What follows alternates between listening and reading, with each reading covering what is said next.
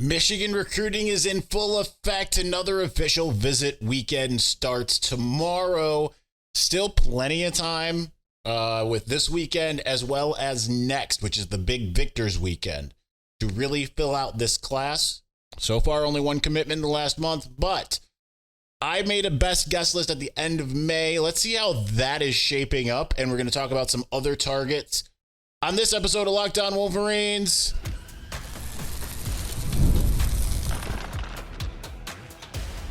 You are Locked On Wolverines, your daily podcast on the Michigan Wolverines, part of the Locked On Podcast Network, your team every day.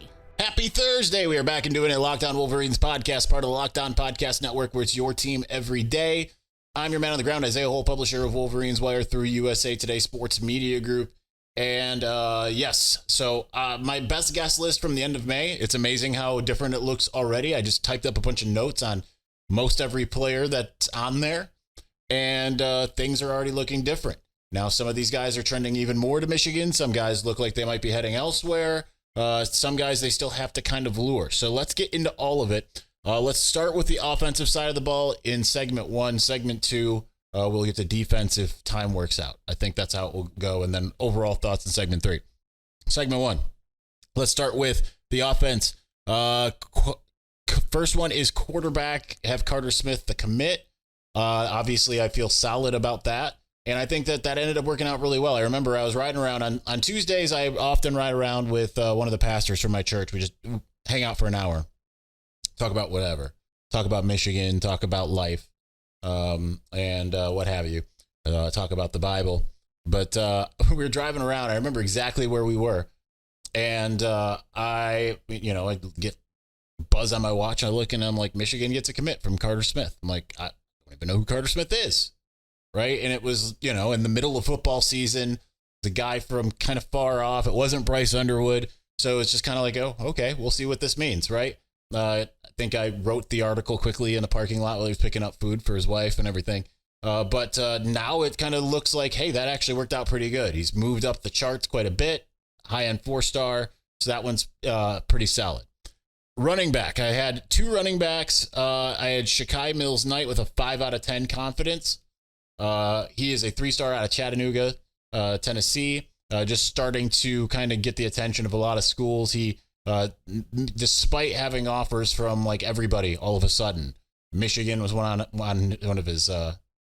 his top list. He came and visited.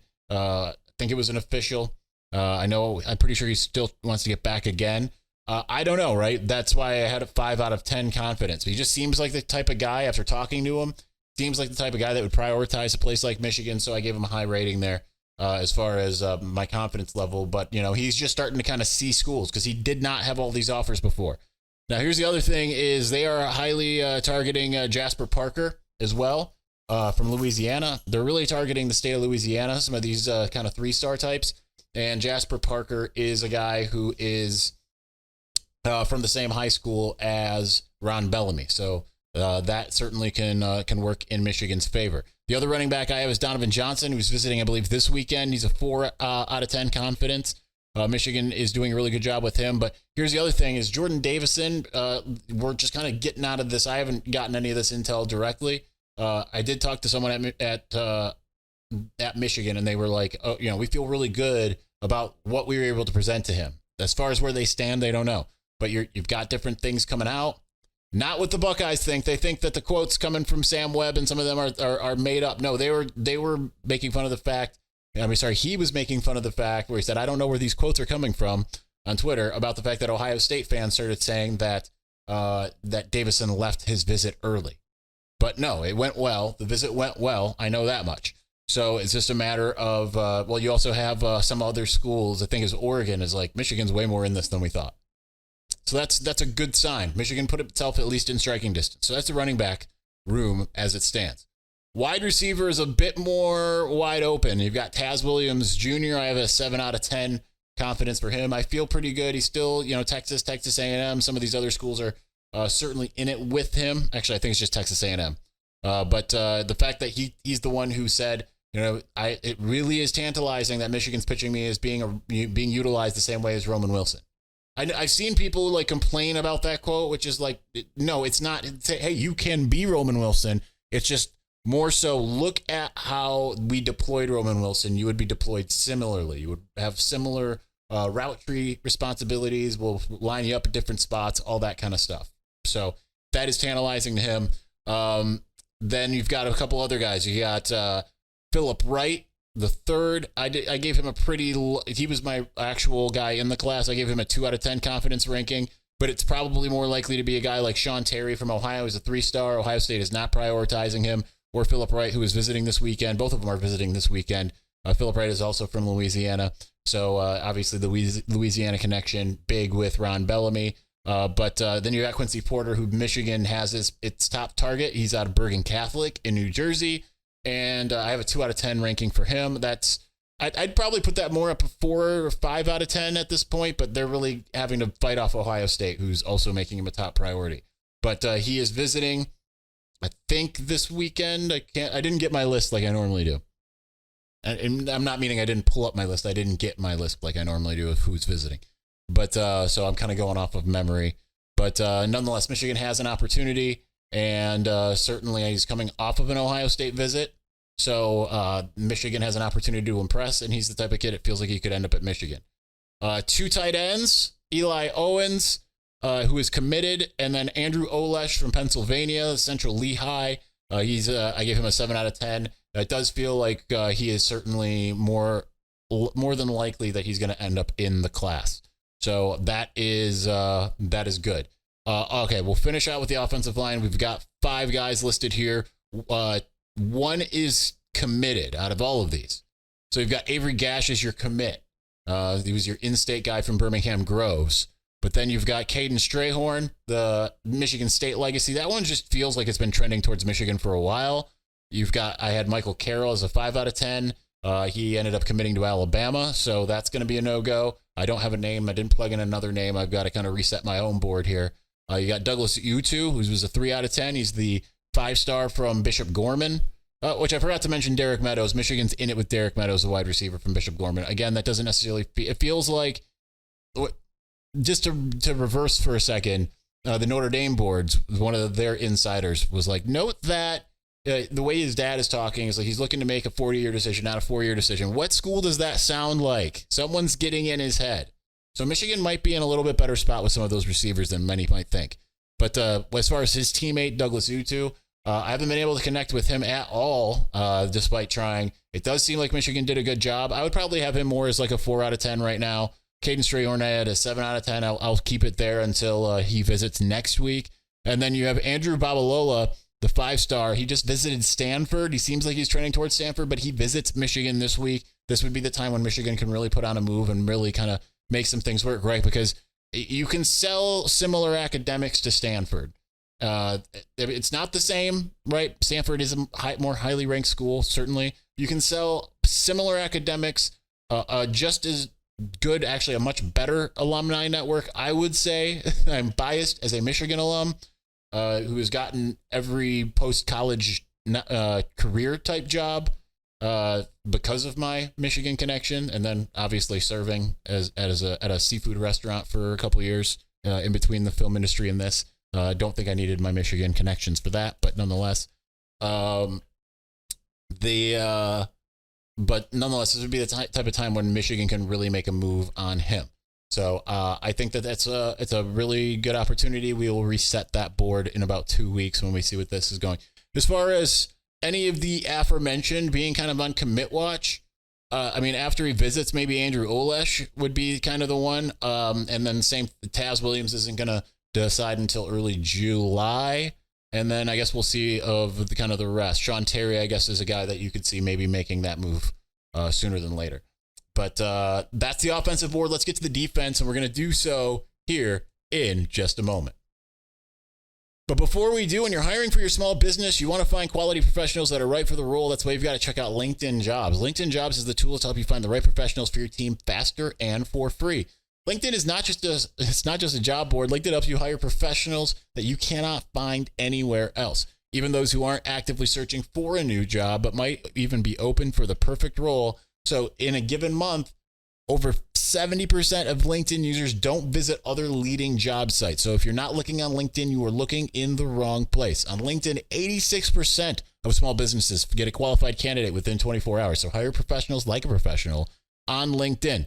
One of the cool things about what LinkedIn's doing, it's always forward thinking. And one of those things is they have created a new feature that helps you write job descriptions, making your job even easier, faster, simpler, all of that. So post your job for free at linkedin.com/lockedoncollege. That's linkedin.com/lockedoncollege. Post your job for free. Terms and conditions apply.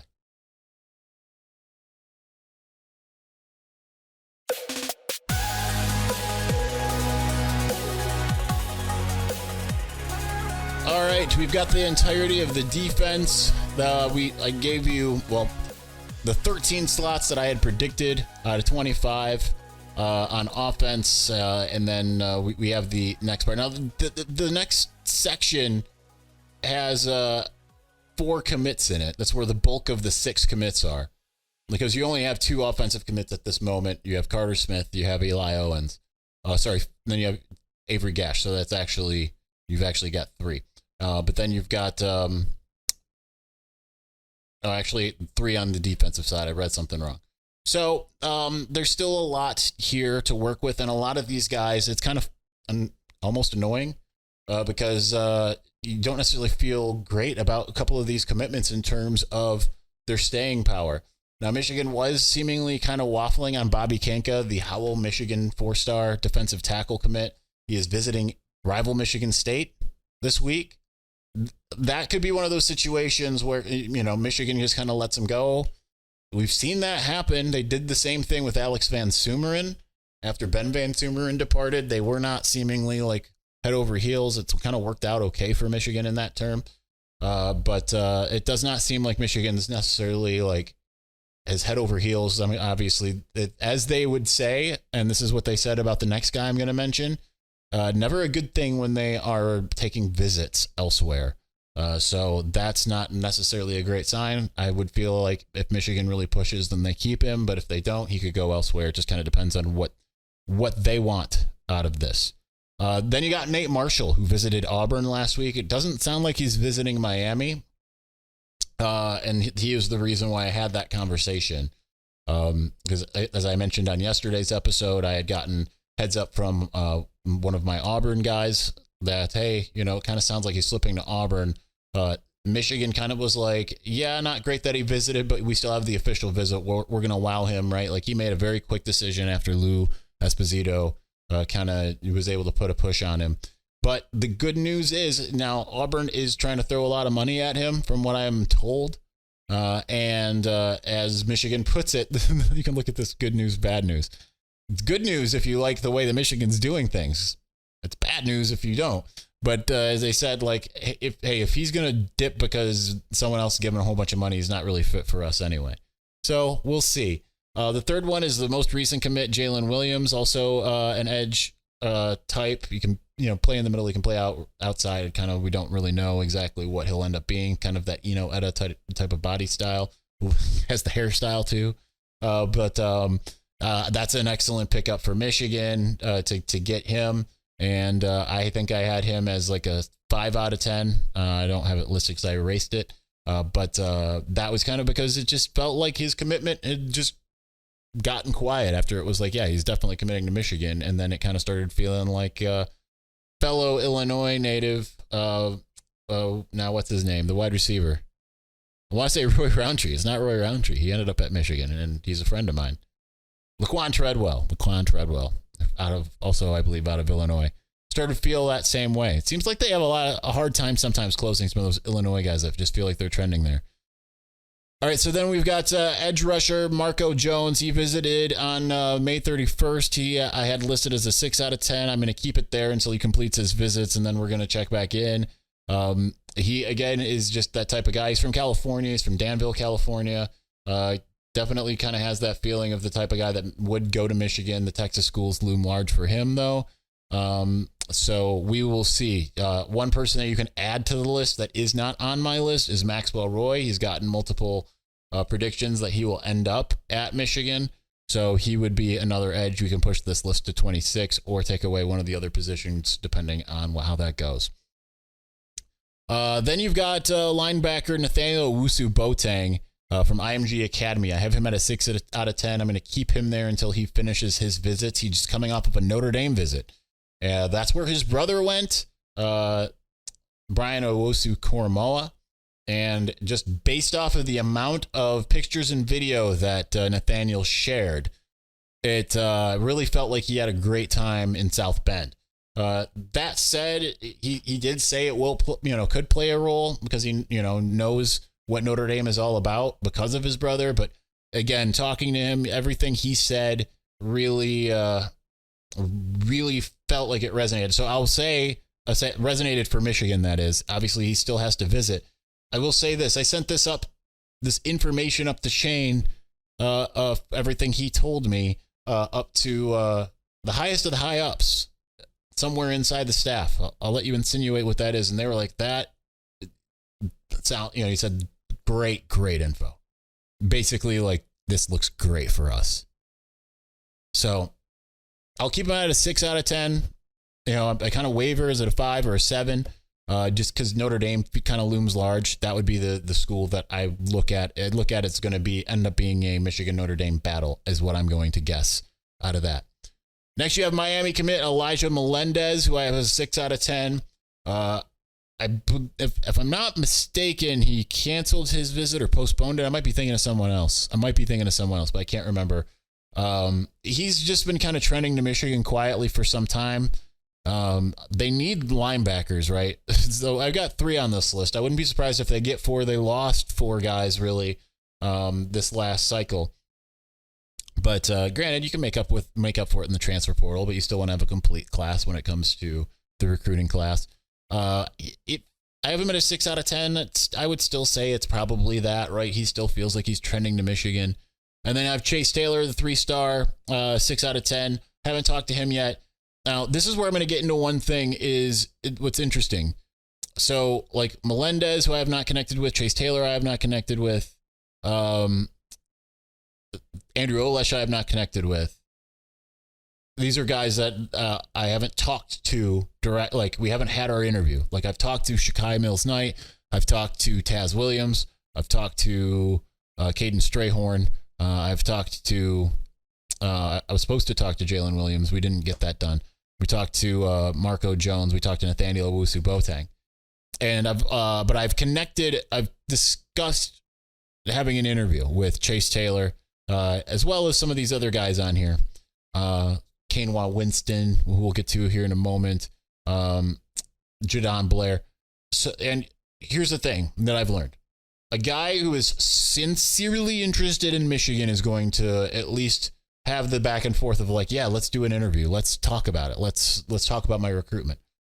Keeping in mind that, like, when you're like a hyper local place, like, yeah, they'll look up my profile and see USA Today Sports, but they also see I cover Michigan. And when you're hyper local, they are a lot less likely to talk to you if they don't have real interest. Now, some people I haven't necessarily connected with at all. Like I mentioned Douglas U2. That's just because he does not have his mailbox open, and I'm not doing this, hey, yo, can I get a follow back stuff? I'm just not playing that game. But when guys do interviews and when guys when guys will express that they have a willingness to do interviews, I can tell you what that does is it makes me say, okay, their Michigan interest is real. That's been kind of a thing that I've been able to understand even back to my days of 24/7 Sports. A little bit different, obviously, when I was at like a game or something or some national recruits, or like when I was at the Army All-American and I was the primary photographer the one year. And literally, like, I met every single one of those recruits. That's a little bit different. But it's, I will say, like, some of these guys, I feel like, okay, their Michigan interest is certainly high still. And that's going to come into point here in a moment. But we're going to finish out the defense in a moment because I have more to say defensively than I do anywhere else. So we will do that in a moment. Then we'll get to final thoughts. Before we do, summertime means baseball, the NBA Finals, NHL Finals, all of that, heck of a lot more. And you can bet it all on FanDuel. Right now, new customers get $200 in bonus bets with any winning $5 bet. That's $200. Win or sorry, that's just win. So go out in there and put that $5 bet on and make it a ringer so you can get that $200. And you can use it to bet on anything from finals MVP who's going to hit it out of the park, anything that you want. So visit FanDuel.com/LockedOn and add a big win to your summer bucket list. FanDuel, America's #1 sportsbook.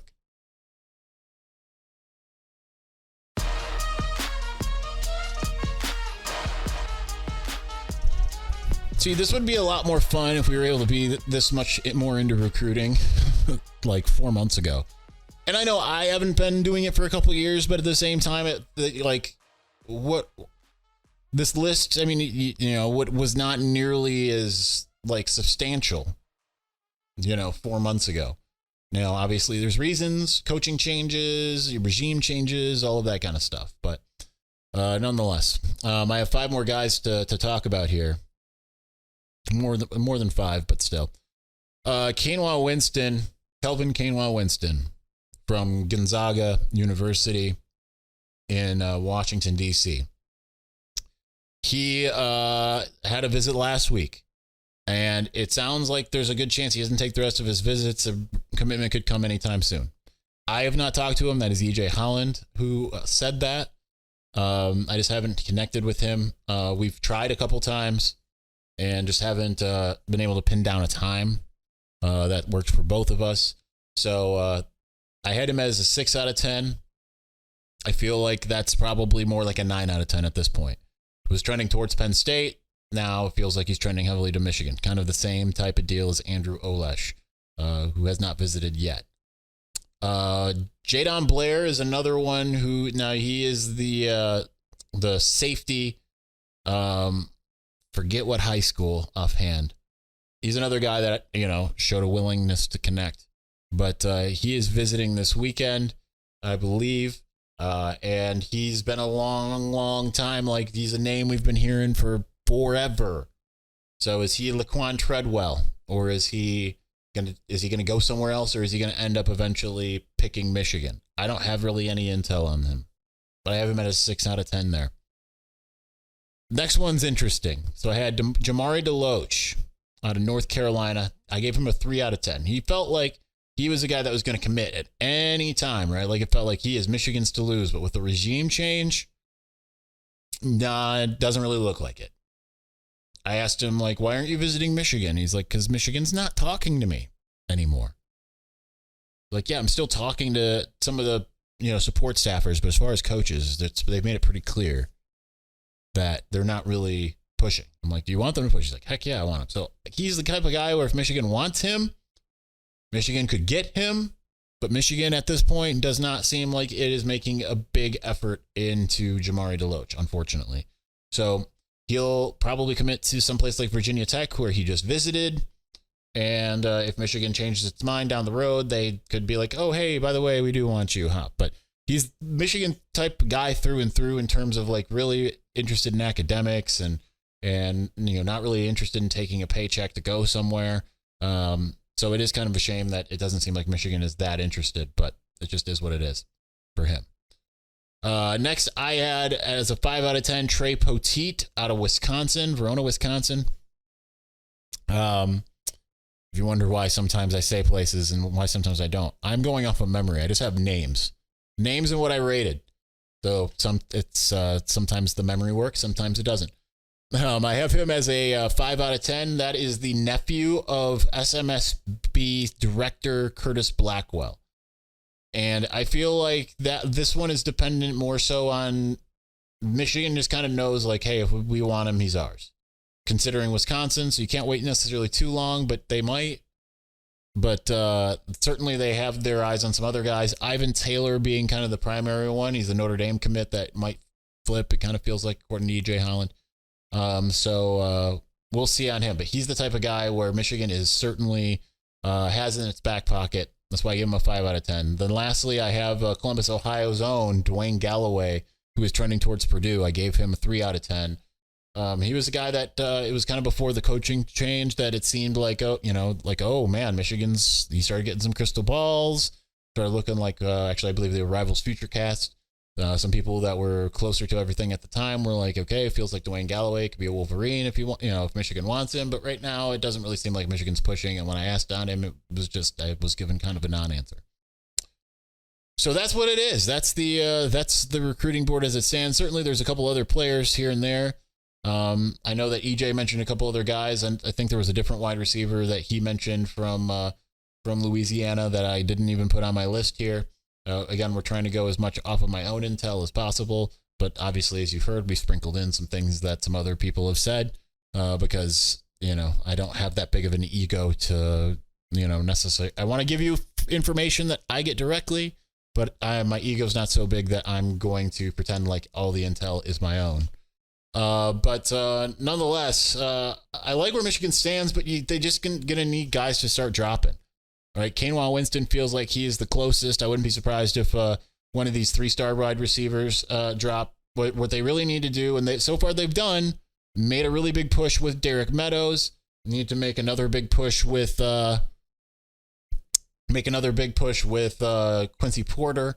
If you can get a Quincy Porter, I mean, the fact that they're in it for two 5-star wide receivers is actually pretty big. Well, Quincy's a 4-star, but nonetheless, 2 high-end wide receivers. Ohio State seems like it really wants Quincy Porter in the worst way, but they make everyone feel like that. They used to say that to Peoples-Jones too, but Donovan Edwards, even after they told Donovan he was the number one on their list, even after they took 2 guys, right? Like, you're the guy we want most. And they just kept taking running backs. You're the one we want most. So that's just kind of what Ryan Day's Ohio State does. But I feel like that would be the big game changer. Now, they need to land some of these guys that are 5 stars.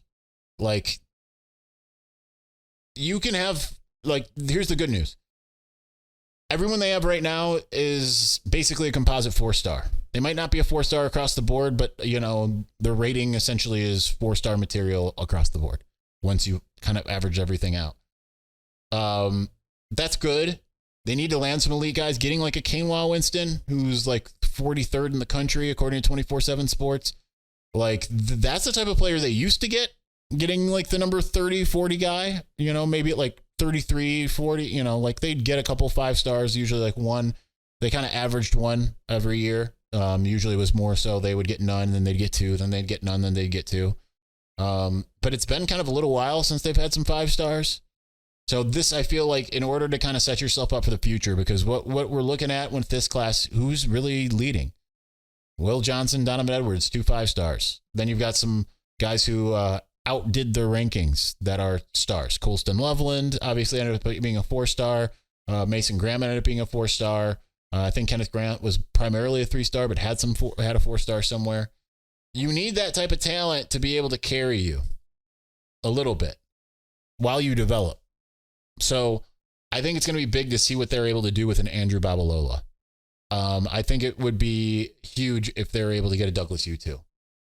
If they're able to get 1 or 2 of those wide receivers, that could change the game, especially with a guy like Carter Smith, who is still getting refined with his arm, dual threat guy, still trying to figure some out of the throwing part. But nonetheless, I mean, they'd have Jaden Davis, they'd have anyone they might be able to get in the transfer portal. I think it would just be a big, big thing for them to be able to get a couple guys, especially coming off a national championship. So, swing that sword, as the late great Mike Leach might say. All right, that's going to do it for us today. We will be back probably Friday, because Saturday I'm celebrating Sarah's birthday. So happy birthday, Sarah. And that'll do it for the week. But anyway, one more show this week, and then we'll move on. So thanks for watching. Thank you for listening. We will talk to you again soon. Peace.